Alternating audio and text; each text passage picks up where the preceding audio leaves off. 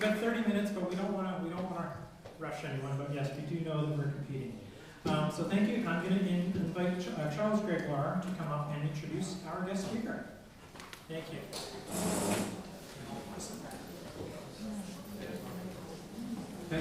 Thank you, Jason. I'm very delighted to introduce Paul Beckwith, who is at the University of Ottawa in the Laboratory for Paleoclimatology. I first met Paul last September through a mutual friend involved in climate change activism. Paul has degrees in engineering and physics and has also studied physics and climatology at the doctoral level. Without a doubt, Paul is one of the most prolific climate change educators on YouTube, with more than 500 videos about the bizarre unfolding of climate change. So without further ado, please join me in welcoming Paul Beckwith.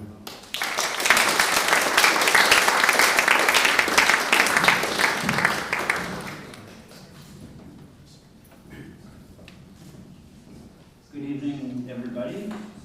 So this isn't going to be full of details and things that you will have to squint to see and stuff. I want to basically give you a way that you can see what's going on yourself. So there's a lot of very good websites where you're wondering about a heat wave in India, 50 degrees. You could just go to this site and you can look at the different cities and the regions, and it's all graphical. It's very easy to use, very easy interfaces. It's just websites to use. Okay, so and I'll just give you sort of an overview as to what's really going on. I think a lot of people are getting the sense that something's very wrong with our weather patterns.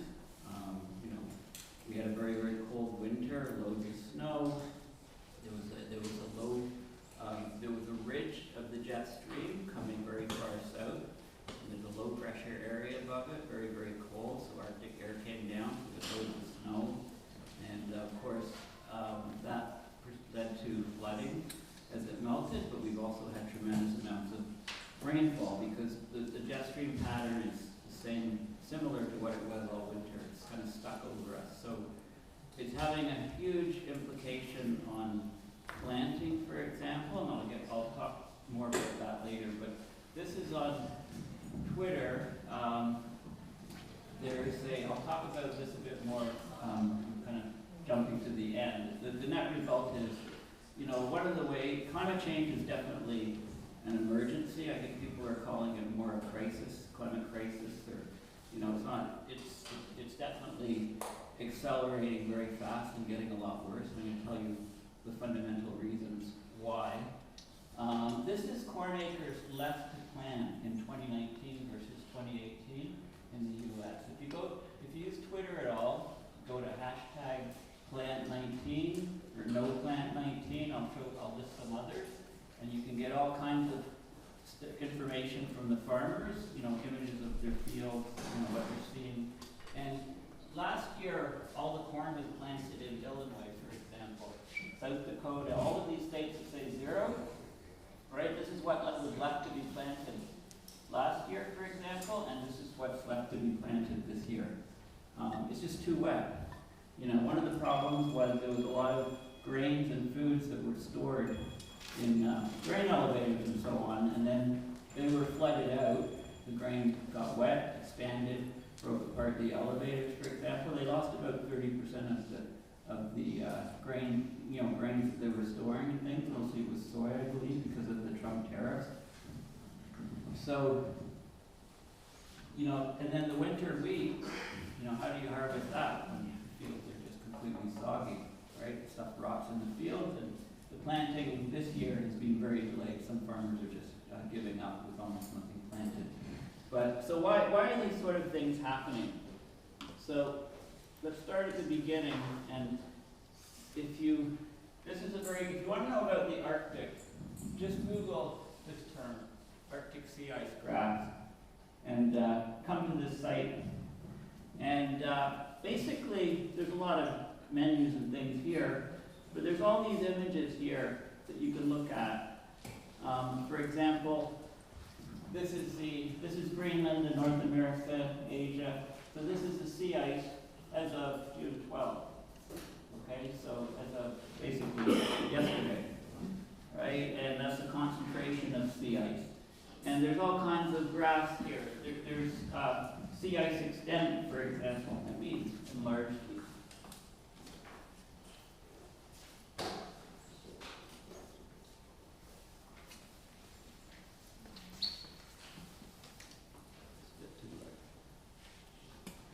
Okay, so this is the, do I need the, do I talk loud enough without the microphone? No, Okay. use the mic. Use the mic. Pardon? Use the mic. For recording? Yeah. Okay. Is it too loud or should I put it on? No, it's actually perfect. Okay. Okay, so this is the Arctic sea ice extent. It's defined as any area of the Arctic Ocean with at least 15% sea ice. So it can be 85% water in a region, 15% ice, and it's included in the extent. This is what's happening this year. 2019, the lower line is dropping off, so it's well below all of the other years. The previous record low in September for sea ice, so the least amount of ice left at the end of the melt season in September was in 2012, which is the dashed line here. And the long-term average, the 30-year average from 1981 to 2010 is the black line, and this is the deviation, 2 standard deviations. Okay, so we're tracking well under what we would expect. The ice is going much faster than expected. And there's all kinds of, other graphs with information. Antarctica is also tracking below. Antarctica is also tracking well below where it would normally be. So this is 2019 so far. It's well under the envelope of all of the other curves. Just the average from 73 to 2018 is the dashed line. Okay, so the ice at both poles, this is sea ice. This is ice that's formed by freezing, the seawater freezing. Okay, it's different from light ice that is on the land, on Greenland and Antarctica. And then that ice, that ice flows downhill, flows over the ocean, forms ice shells. Those ice shells cow, and they produce the icebergs and things. The sea ice is what freezes, in the winter and thaws in the summer on the surface of the ice. So this is a great site for showing all of this stuff. Now, there's some links.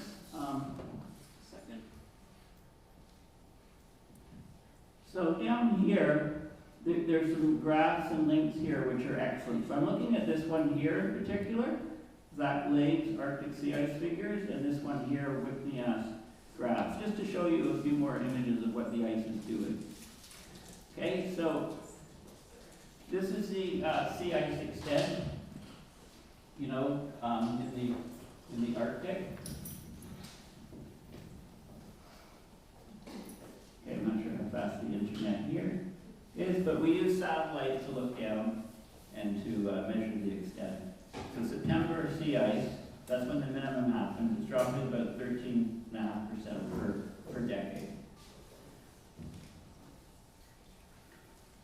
Okay, this is the Arctic sea ice extent again here. And this is the Arctic temperature on the left-hand side. So there's something called Arctic temperature amplification. Because the Arctic is losing the sea ice and the snow cover on the land, it's becoming a darker place. It's not reflecting as much sunlight, so it's absorbing more solar energy, so it's heating up much faster than anywhere else on the planet. So the Arctic is warming, 2 to 3 to 4 times faster, depending on how high up in the Arctic you are, than the global average. So this melts more sea ice and snow cover, and then the seawater is exposed, permafrost on land is exposed when the snow goes, and therefore it's heating much, much faster. And I'll tell you why this is important for our farming. This is the extent again, and then the volume. If you take the area of the ice and multiply it by the thickness, you get the volume. Okay, so the ice the extent is dropping rapidly. It's getting a lot thinner and thinner and thinner. There's almost no thick ice left in the Arctic. This is the land ice on this is the land ice on Antarctica and on Greenland. So this is the glaciers on land. We can measure, we have some very, very interesting satellites called Grace anomaly satellites. When they pass over, it's two satellites in tandem. When they pass over a mountain, and the mountain pulls them both to lower orbit slightly, they go closer together. Based on the separation distance changing, you can figure out how much mass there is below you on the planet. So this is, these satellites go over these Antarctica and Greenland, and we're losing lots of ice, and you can see it's not a linear drop, it's accelerating. Okay, it's accelerating, the curve is sloping down faster and faster. And this is causing sea level to rise faster and faster. Right now, the biggest component of sea level rise is the water expanding, it's getting hotter. But the contribution from the glaciers is also increasing. Okay, and there's all kinds of different images here. You know, this is going through all of the different years. So this is how much sea ice there is, you know, in the different years. And you can see how it's changing, you know, how it's decreasing over time.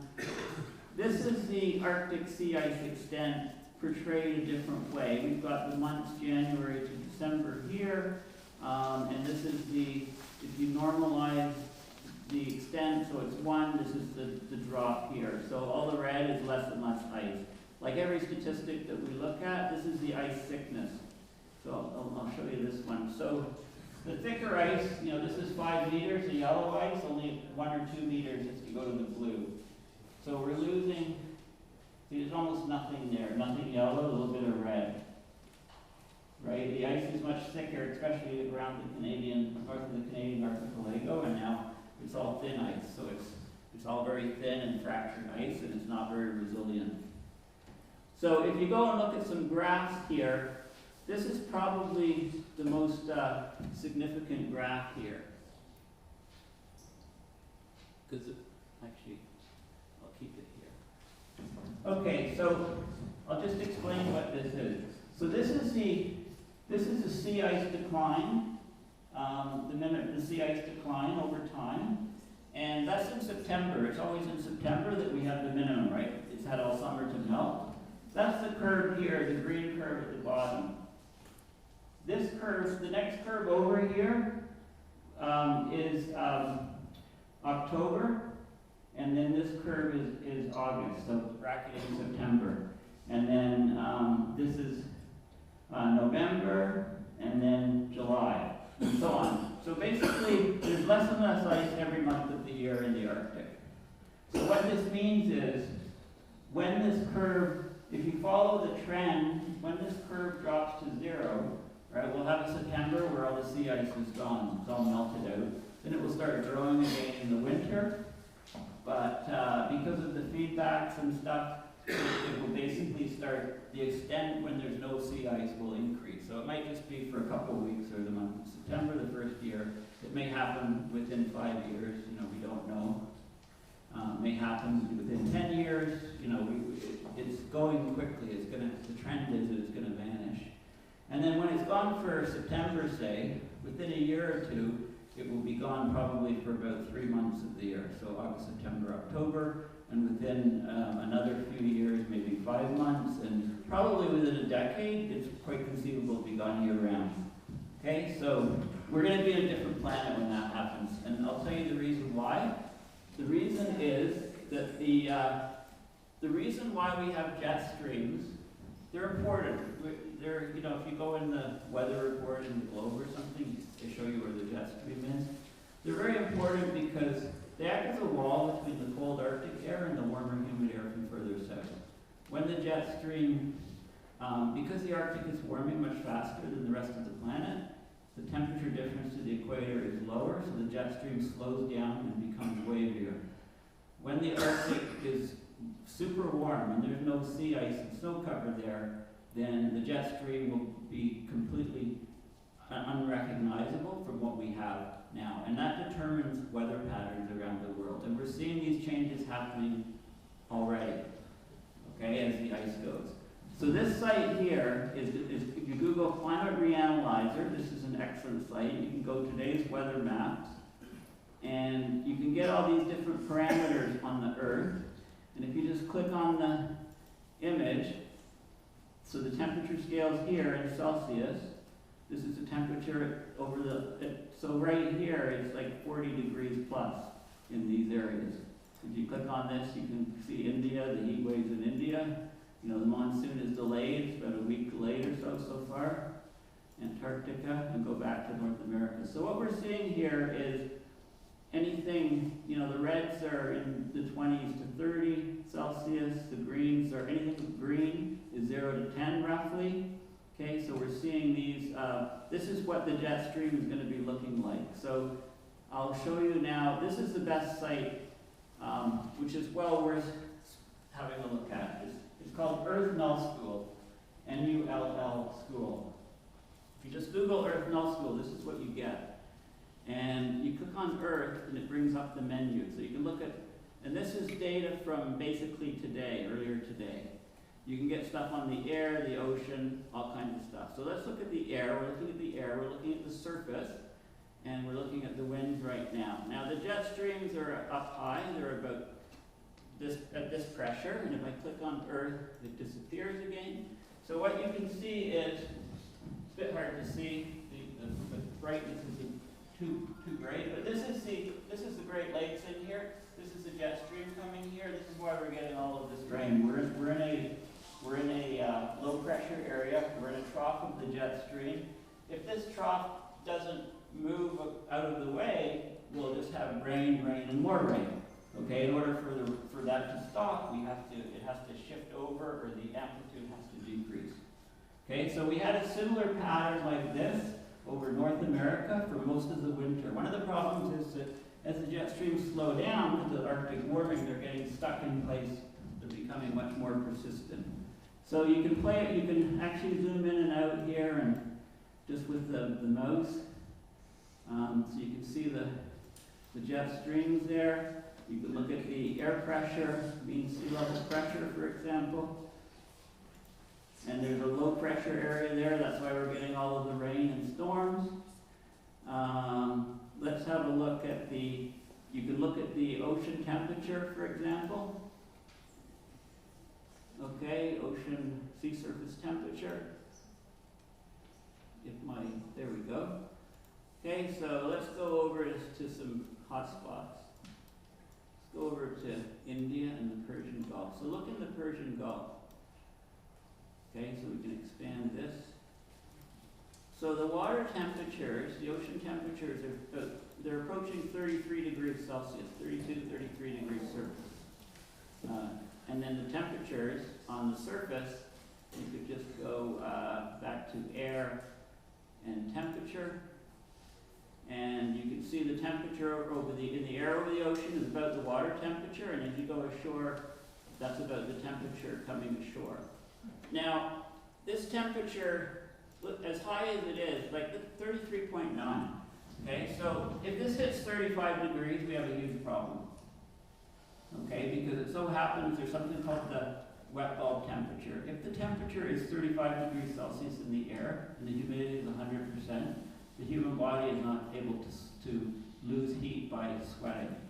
So you'll sweat like crazy, but the sweat won't evaporate, it'll just drip off you. Because it doesn't evaporate, it doesn't cool your body. Okay, so if you're outside and it's 100% humidity, it's only 35, you have heat exhaustion, heat stroke, heat exhaustion, you die in like 6 to 8 hours outside. You basically can't be outside unless you have protection. Now, this translates into, as you go to higher and higher temperatures, okay, the humidity has to be lower and lower. So right now, on the land, okay, the temperature is, it's the time, you can adjust the time by this, you can go back a day, forward a day, back 3 hours, okay? The local time is 8 o'clock there, okay? So it's cooling down a bit, but the humidity, you can get the relative humidity. Does it work? Server down. Yeah, I'm having a few problems with this, I don't know. You can get the relative humidity, it's basically very dry heat. But there's the ocean, right? The land is hotter than the ocean. So the water comes, so the wind comes off the ocean, it's a sea breeze, and it's very high humidity because of all that evaporation in the ocean, right? So that humidity is generally very dry as you go inland, but it can be quite large, quite high relative humidity at the coast. And when you combine that with, very hot temperatures they're getting, I mean, they've had over 52 degrees in India, but the humidity is only like 9–10%. I saw 30%. 45 degrees Celsius and 30% humidity, right? When you get up to, so 35 and 100% is that human limit. And when you go to 52 degrees or something, which is the temperature India's been having, that upper limit, the humidity only has to be something like 32–33% to work back to a wet bulb, basically to have a non-survivable environment. Okay, so we're going to have areas. When this ocean temperature, if this ocean temperature, and it's, that you have to look at the bathymetry and the currents and stuff like that. Ocean has a high heat capacity, but as we continue to warm, then these areas, when that water temperature reaches 35, then people will start dropping like flies along the coast. You'll no longer be able to live there. You'll have to wear a suit to cool your body, or just be in air conditioned inside all the time. So this is what we're really doing to our planet, right? We're really pushing all of these limits. What site is that? Okay, Earth Null School, N-U-L-L. Just Google Earth Null School, N-U-L-L School. Okay, maybe my next one's still working. Yeah. So those are some of the key things. I mean, you can look at any particular region in the world. You can go look in the Arctic right now, for example. Okay, so let's look at the air temperatures in the Arctic at the surface. Okay, so anything, and again, I can click on these areas to get the data on any area. Basically, anything green that you see there, I wonder why the intensity is so low. Anyway, anything green, and it's covering lots of the Arctic Ocean, the temperature's above 0 right now. Over Greenland, the temperature has dropped a little bit. Yesterday it was about -1 degree, -1.5 degrees on the peak of Greenland. Now that ice is thick. The ice is like over 3 kilometers thick, 3.5 kilometers thick almost. So you're talking about being up high at altitude, 3.5 kilometers or so, and the temperature only 1.5 degrees. And that's causing a problem because there's lots of melt on Greenland. So the melt on Greenland has hit about 50% of Greenland was starting to melt. I saw that in a tweet that came across, which I can show you here. No. Okay, so basically what I do is I try to educate people on climate change, let them know what's happening, where we're heading, and get some help from my cat Shackleton. So I post videos on YouTube, and then this is just my website, paulbeckwith.net.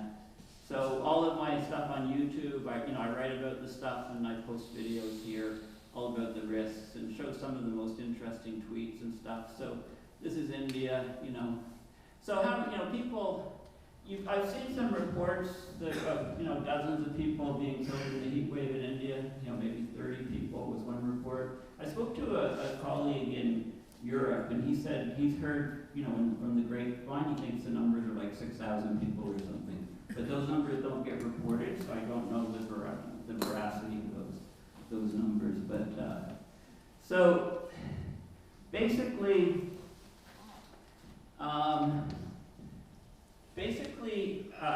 On Twitter, if you don't use it, then fine. But if you want to just use it because you want to follow a conference or a sports event or any particular thing, there'll be something called the hashtag. So a lot of the farmers are going on to this hashtag plant 19 for 2019. And they're showing pictures of their field. There's supposed to be a lot more rain in the forecast because the jet stream's coming down here. This is, they're so muddy, it's hard to operate equipment. Right? There's just, it snowed recently in one. There's another hashtag that's very good. It's actually got more posts It's called No Plant. I think up here you don't get crop insurance if you don't have your thing in the ground by like, I think this weekend. Yes. So a lot of them aren't gonna be planting because Yeah. they can't get crop insurance. You know, no, that's the problem, right? And the problem is that the dates for the crop insurance should change, like it should be extended because, you know, if the growing season's extended on the other end, right, then, you know, the traditional planting dates, you know, there should be some flexibility in that. So this is the site, No Plant 19, hashtag No Plant 19. And, you know, you can see image, like this is just, you know, this is, you know, fields. The fields are washing away. Midwest flooding is wreaking havoc. Right, this was posted June 8th. You know, more fields. This year's corn crop could be a wash, and so on, right? Some people are actually, you know, they're reaching that crop insurance date, so they're just kind of throwing in the towel with maybe 5% or 10% of their crops planted. Okay, so this is a huge issue now.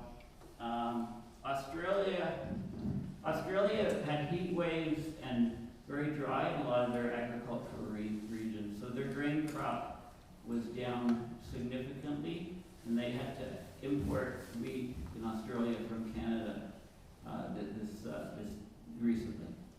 Okay, so their crops are not doing well. Europe, if you look on Earth Null School, you can see that there's a sharp trough over Europe. So Europe's getting very, very cold, very, very wet conditions, and their crops are not doing well either. And you can go to other, you know, I don't know, I heard that there was almost record droughts in places like Saskatchewan and some of our wheat growing, you know, crop growing regions as well. So, you know, I don't know. I mean, I would think that eventually that will trickle into the food system, and we'll get food price spikes, you know, maybe towards the end of the year as a result of this, right? But as time goes on, you know, as climate change accelerates, as we continue to lose Arctic sea ice and snow cover, the extreme weather events that we're seeing now, you know, we're getting an increase in the frequency, in the severity, and in the duration of extreme weather events, and no place is immune to it. You know, in Ottawa, you know, of course we had you know, tornado visit Orleans just, you know, a few weeks ago. Then we had, you know, a few months for you know, an ongoing flood, you know, record flood that you know, was preceded by tornadoes that swarm on September 21st.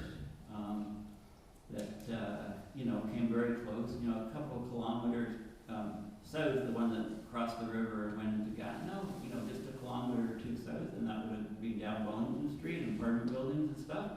Maybe that would have woken up some politicians. I don't know. Those are pretty big solid buildings, so, you know, maybe not. And then, of course, we had the flooding, you know, the previous year. So, you know, so in 2 years, yeah, we're starting to see these things here. And, you know, this winter was horrible for the freeze-thaw cycles. Like, the city blew through their budget for one thing, but there were many people that fell on sidewalks and ice and stuff. And, you know, got fractures and, you know, needed stitches, broken bones, things like that. You know, many people. A friend of mine, unfortunately, he made it through the winter, and when all the ice was cleared off, he stepped in a pothole and fractured his ankle, twisted and fractured his ankle. So it's like you have to dodge things when you're walking down the sidewalk. And, you know, it's huge. It's only, we've had a lot more of these freeze-thaw cycles in Ottawa in the last few years. And this is one of the things that happens because, you know, if you think of if I go back to the jet stream, okay, let's go back to North America and pick up the jet stream, 250 millibar winds. Okay, and you can click on here and see the speed of the winds, right? So these are areas where the wind is very fast and flowing, a couple hundred kilometers an hour. You know, we're up in here.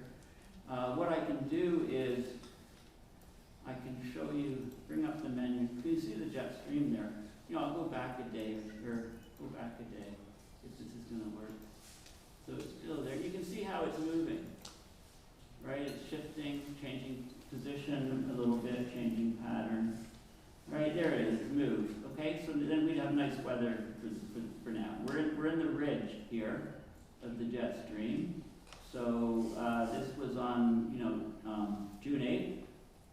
Okay, hot. That was our summer basically so far. Right, we're under the ridge, and you can go back, and you can see how it moves over time. So it does shift, right? Those waves, they circumvent the planet, and they do shift, but they become a lot wavier. So the very sharp ridges, the very sharp. Okay, so let's go over here and find something. So here it's completely broken and fractured. I mean, it's like there's whirls and there's all kinds of stuff. But this is a sharp drop here. Okay, so this area is very cold. Up here it would be very hot. Okay, so if you look at temperatures, in the Arctic right now, lots of the Arctic is extremely warm. Like it's above zero. Greenland, lots of Greenland went above zero. You get melt ponds on the surface. That makes it darker. So then those melt ponds absorb more sunlight and heat up, right? And it's a sort of a cascading thing. So we're facing these consequences from climate change. This is why climate is an emergency. It's starting to have, not only create massive heat waves, but it creates record flooding. Like there was record flooding on the Mississippi River watershed one year. The very next year, there was record drought, right? The river was so low that it almost stopped the traffic. And then the third year, there was flooding again, which even exceeded the previous year. And I think the flooding that they're getting now, that's working through the system, is ongoing. It's happening for the longest time, I think, ever there. I mean, we're just seeing things that are starting to scare a lot of people. So, framing it, we don't want to cheapen the word emergency, but I mean, that's what it is. We have to, it's not going away, right? It's going to hit our food supply. It's going to have all kinds of implications, and yeah. I mean, I say, I hear the phrase, is this the new normal, right? And I would argue, no, it's not a new normal. I mean, the temperature was increasing at this rate, and now we're starting to increase at a very sharp slope upwards. I call it abrupt climate change. And then we're reaching a state that's much warmer that includes no sea and ice in the Arctic, basically. So, so let's turn it into a few questions. I know I'm probably anxious to get home soon. Yeah. So, can you explain what the jet stream would look like ideally if we weren't in a climate emergency? Like, what did it used to look like when there was lots of sea and ice? Okay, so. There's some capacity to go back. You'll notice up here in the URL, there's the 2019-06-06. So you can actually change that. I think there's data on this site going back to 2015 or something. So you can pick a particular date. Like say there was some event in the world, you want to see what happened related to the jet stream, you can pick that if it's in the last 4 or 5 years. What the jet stream used to look like is it would circumvent, it would run basically this way, right, from west to east, and it would have waves, but the magnitude of the waves, the extent going north and the extent going south was a lot less. So, and it would be stronger, it would be moving faster, and the winds would be higher. So there's no question that it's different now. That it's slower, it's becoming much more meridional, much more variation in the north-south direction. And weird stuff happens because the jet stream a couple of years ago in I think February or something, the ridge of the jet stream went right up into the Arctic in the middle of winter. So it brought hot air right up. So it was above zero at the North Pole, It's in complete darkness. It's the Arctic winter. It went above zero right at the North Pole because the ridge went so far north. By the same token, the trough has gone so far south that it's crossed the equator and joined with wind patterns in the southern hemisphere. And when I noticed that, I did a video, and that's my viral video. I think it has 450,000 views or something, because the Washington Post said it was crazy the jet stream will never cross the equator like that. But they did a write-up and they showed the images, and then the thing is the changes that are happening right now in the system are often happening faster than the science, than the papers. I mean, it takes time to research and to publish papers, and the thing is changing so quickly. And most policymakers base their policy on the Intergovernmental Panel on Climate Change reports, and those only come out every 7 years or so. So the report in 2013 that came out, first of all, the paper has to be in the literature for three years before they will include it in the report, right? Because they want to make sure that that other people have had a chance to verify or disprove it. And then so it might take a year to research, 6 months or a year to write up, and then it's got to be in the literature 3 years. So when you have a report that's out in 2013, it's already the data is already 5 years old. And when climate is changing so fast, there's obviously a problem. You can't do that. Policymakers have to, they have to be told and see what is happening. And they're starting to come around, but it's, we go 2 steps forward and then 1 step back all the time. Sometimes 3 steps back, right? If you're in the U.S. politics. And also, here. I mean, the idea of this denial stuff and this going on, I mean, it's killing us all. Like, it literally is, right? It's destroying our future. Yeah. So, how do we change the language? Because part of the problem is there's still lots of people out there who say, well, the climate's always been changing. Yeah. In fact, we stopped using the term global warming, Right. which was a far more accurate term. Well, Actually, I would maintain, yes, the climate is changing as you described, right. but the very fact of the use of the term climate change as opposed to global warming actually gives those people more ammunition, because then they say, well, the climate's always changed. So how do we change the language, and how do we get to those people who still think it's an act of God, therefore it's God's plan, because there's lots of those out there. How do we get to the people who say, yes, but it's not caused by us, it's not caused by fossil fuels? How do we get to the people who say, well, we can just engineer our way out of it? Because those are the 3 things I hear all the time. And the interesting thing is, there's certain classes of scientists that seem to buy into this. And talk to a geologist, Yeah. Geologists. talk to a physicist, Yeah. they all think this is all hokum, right? It's all an Al Gore plot. Yeah. So how do we change the language? Because it's all well and good Yeah. to have the charts and the graphs and so on, but if people don't believe that we are the cause of it, we don't get anywhere. Well, I think we have to make sure that, I think we should tell people that there's going to be global food shortages in the near future because of climate, because of our climate crisis, our climate emergency, right? If we get that message out loud and strong, then when they happen, right? Because the problem is when they happen, it'll just be some fluke or act of God or whatever to these people, right? Now, global warming, not all of the planet warms at equal amounts. So global warming is, the average temperature is increasing, trending upwards ever quicker, but some areas, like for example, we had a really cold winter in North America, so where's global warming, right? I mean, the climate crisis is what some people are saying a lot. I mean, I've been saying, this is I think I was one of the first people to be using climate emergency. I've been using this expression for years.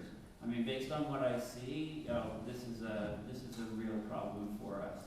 And it's really going to, it's going to hit food supply. I mean, I said this 3-4 years ago, right? It's a climate emergency, and it's like speaking to a wall sometimes, right? So yeah, it's very frustrating. Yep. You as a climate scientist, we hear about the climate change and climate problems, but what do you see as a solution? Okay. And why don't we do something about it? Right. I know that if we say food shortages, like what do? Like I do my stuff, but me as the one person, but we are global economy and global everything, so. Okay. Well, one of the things that is that people seem to blame. A lot of people are told it's yourself, like blame yourself for something. So you got to change your light bulbs and drive an electric car, and if you have a hamburger, feel guilty. I mean, no. I mean, there's 100 corporations on the planet that cause 71% of the emissions. Okay, and they're of course they're the richest companies in the world, and they have huge budgets to and professional PR people to send the message. So what I've been saying for many years, right, is that first of all, we have to declare a global climate change emergency. Okay, we have to declare an emergency now.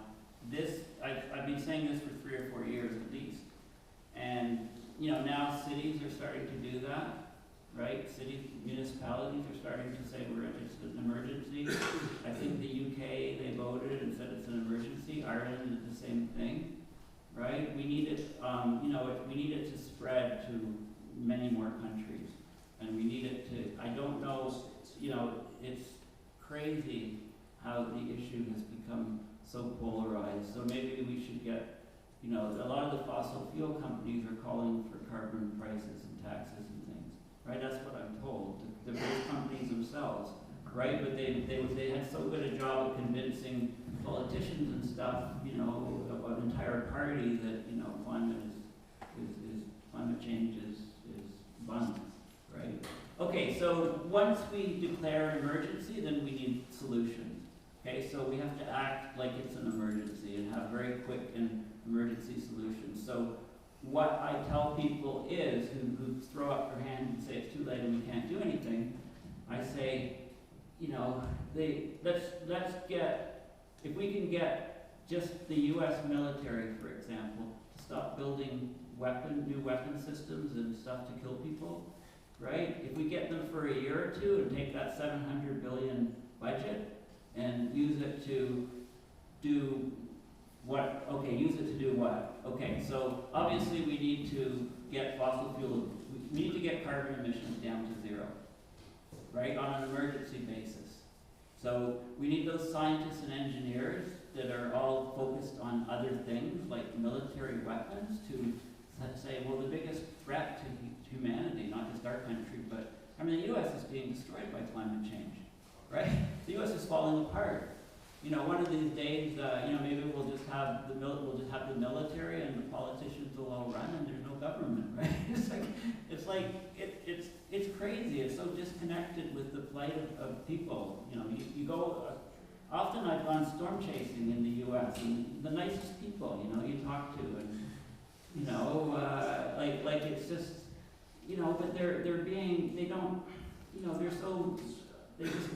but anyway, the farmers are starting to find out, but are they saying this is climate change? A lot of them are still saying, well, it's just a bad year, right? Anyway, the solutions, I absolutely am convinced, and for many years I've said this is what we have to do. A, declare a climate emergency. That's one step of a 3-legged bar stool.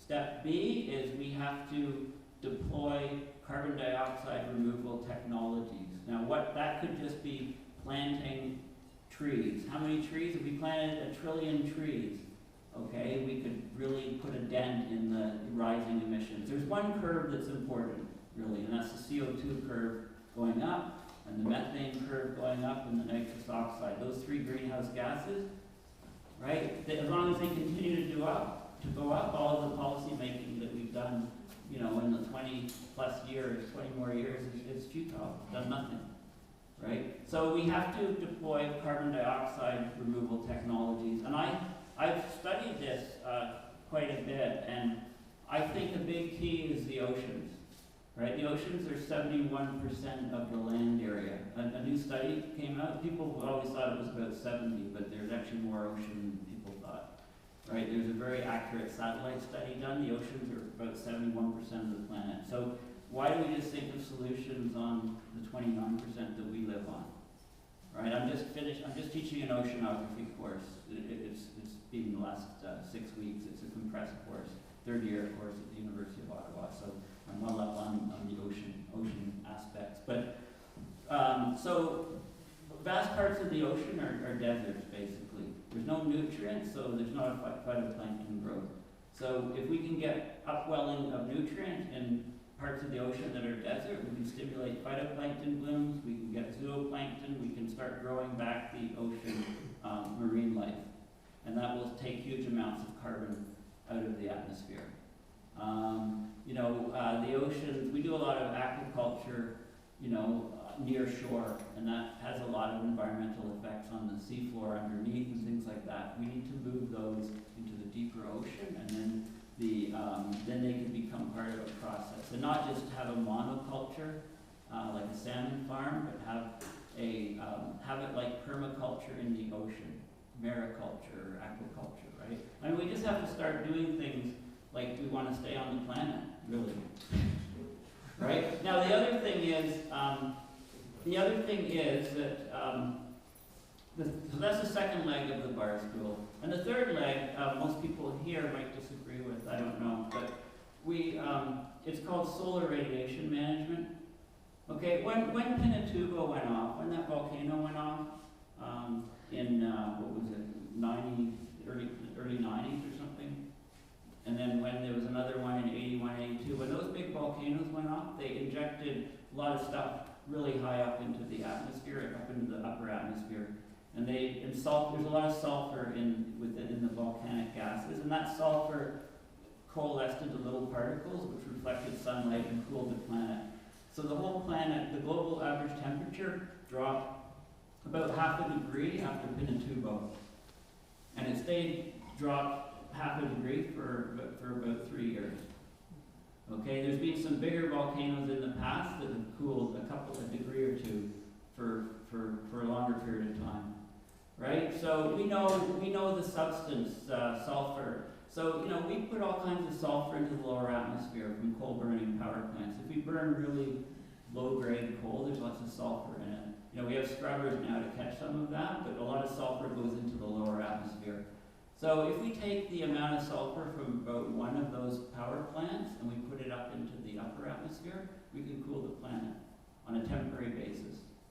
Okay, and this would, what would cause us to do this? Maybe a global food shortage, right? Maybe something like that. That would maybe buy us a bit of time. I mean, these are things that I would never have wanted to do, but I think we're going down a path to ruin, basically. Like, how resilient is society to impacts? Okay, so we lose 3 buildings in New York. Right? And the country completely changes direction, right? Stock markets crash, right? They form whole new departments of stuff. It causes huge economic ripples and all kinds of ripples politically and military, everything else, right? That's 3 buildings coming down. Okay, now what about, last year, if you watched some of the hurricanes in the U.S., okay, Puerto Rico got slammed by Maria, right? If you rely on the government, right, for support, in these emergencies, sometimes it just doesn't come, or it takes so long, or whatever. But there was a hurricane, so that was Maria. I think it was Maria that hit Puerto Rico, and then there was one hurricane which came into Florida and crossed the Everglades on the west coast of Florida, and then it came across. Michael? Was that Michael? Maybe. Okay, so that hurricane was tracking for the east coast of Florida, It was tracking for Miami and Palm Beach and that whole strip all the way up. It was 12 hours before it veered a little bit to the left, came ashore on the Everglades. If that hurricane had maintained its path for 12 hours, some people are estimating $1 trillion worth of damage. Like Miami, all of the cities, heavy populated cities along the East Coast. It was a perfect worst case if it had continued on. There's nuclear plants that are built on sandbars off there too. Right? There's actually some nuclear plants that are built on a sandbar and there's pipes running across a lagoon to the shore. Right? So we're dodging bullets all the time. Like I say this is as bad as things are, we're dodging all of these bullets. Right? All of these worst case bullets. So it's when you call it an emergency.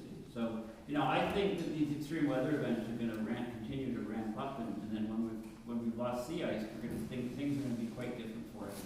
Yeah.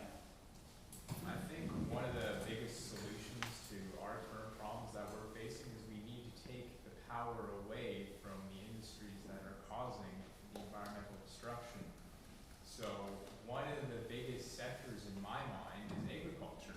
We let big industries like Monsanto, who spray Roundup and spray pesticides and herbicides and all this garbage on our crops, or this shit on our crops. Yeah. And we're going away from what our roots used to be. We used to rely on small family farmers to get our produce, to get our animal foods, to get all of that.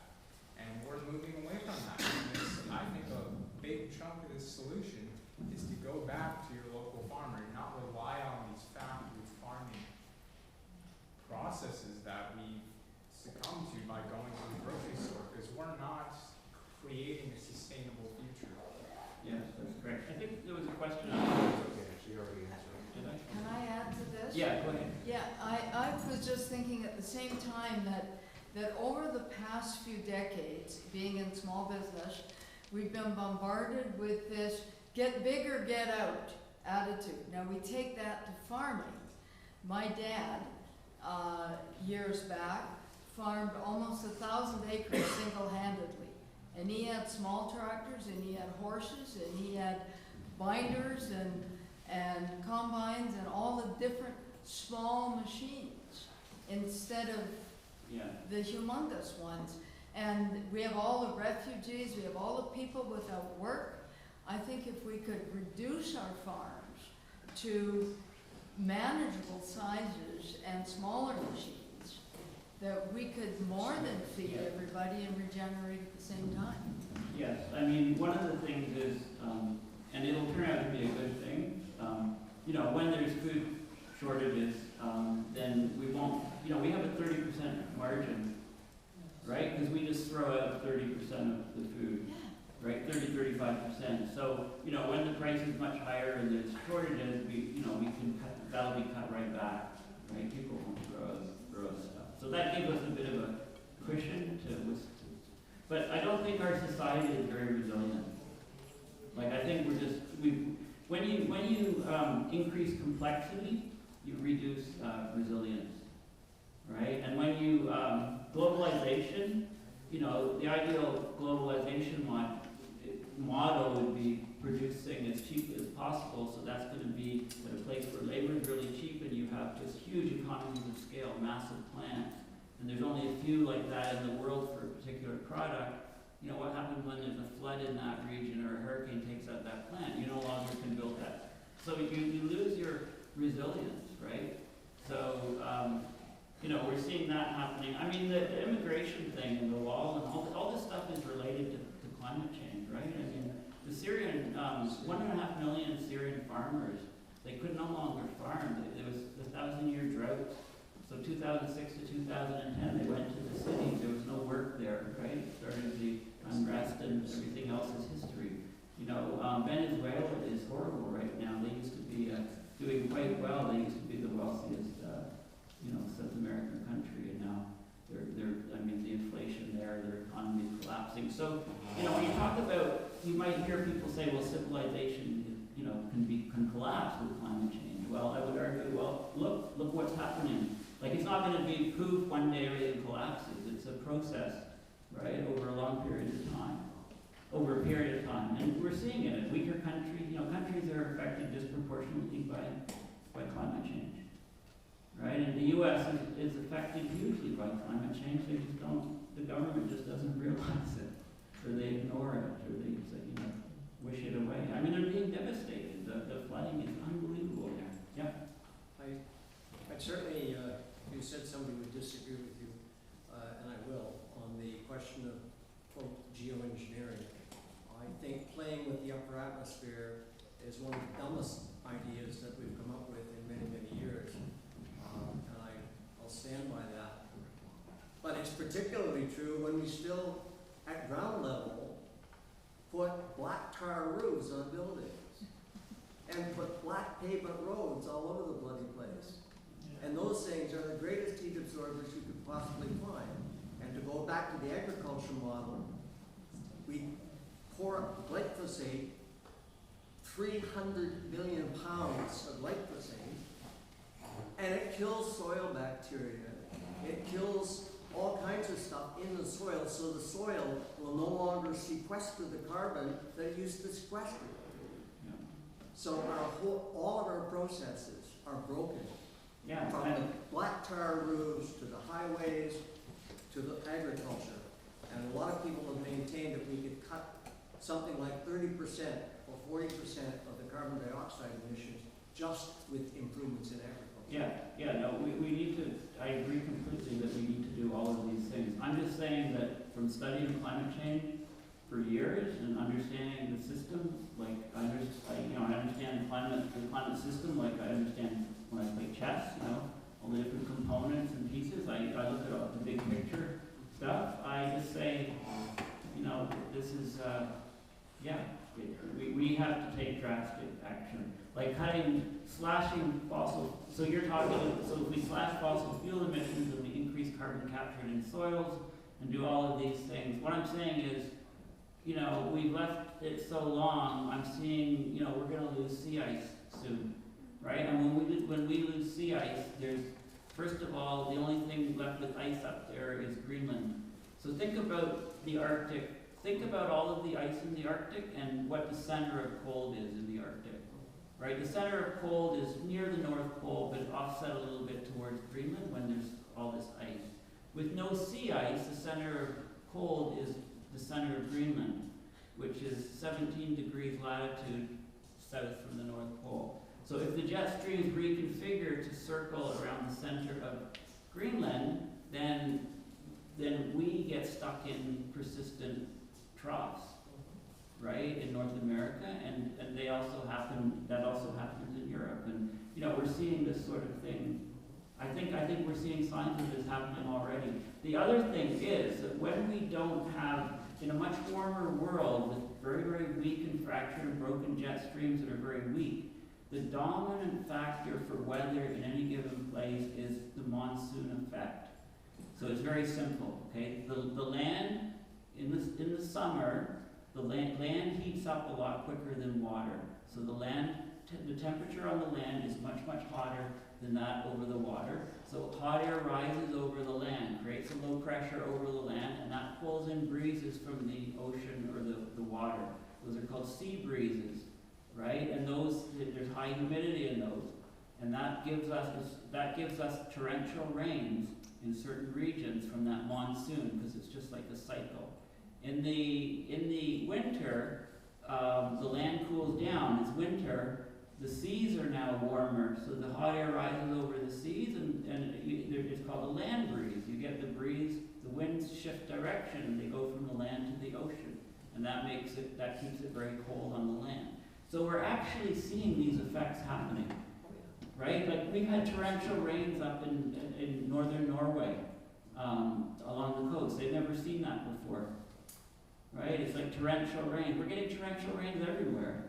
Right? It's just incredible rainfall. So, yeah. I'm going to interrupt. It's 9:30, so I think we'll bring things to a close. I want to thank you very much, Paul. Thank you. We have a small gift for you. It's a painting by the RSC. So thank you very much for your time.